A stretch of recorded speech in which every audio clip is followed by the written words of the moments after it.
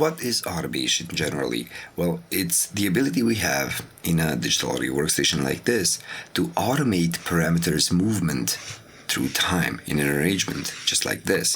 That means that I can make any parameter move by itself, hence automating its movement in time to avoid me having to always do that for the duration of the song, or being forced to actually perform live every time I play out my song. So if I want any parameters to move, I can use one of the two methods, drawing or recording automation, and we will have lessons for both.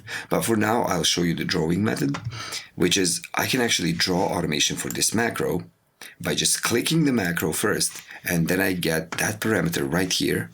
You see that? It says my transient plug, macro 1, that's this. And I have this dotted line.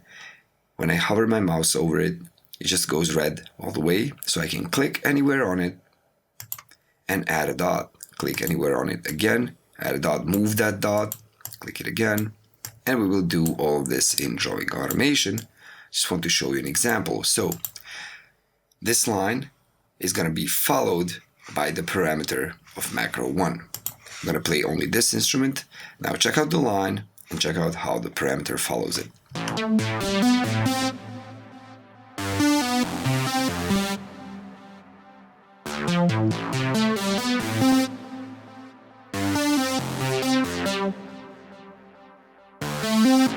So you guessed it, it's quite logical the way it moves from minimum to maximum, and it's minimum and maximum right here.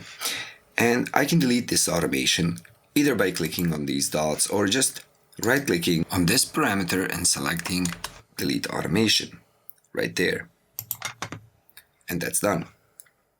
So I think it's pretty straightforward. We can make lines that actually make our parameters move in time following the line from minimum to maximum.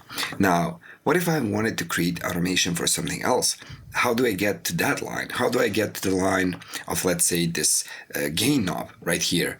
Well, in Ableton, you just click that parameter and its parameter, and that parameter actually shown to you on the track right there immediately. So you can click on the dotted line and make automation, record it, whatever you want to do, but it's shown to you by you clicking it. Now you see that the macro 1 automation disappeared. How do you get back to it? Well, you click it and it's shown to you.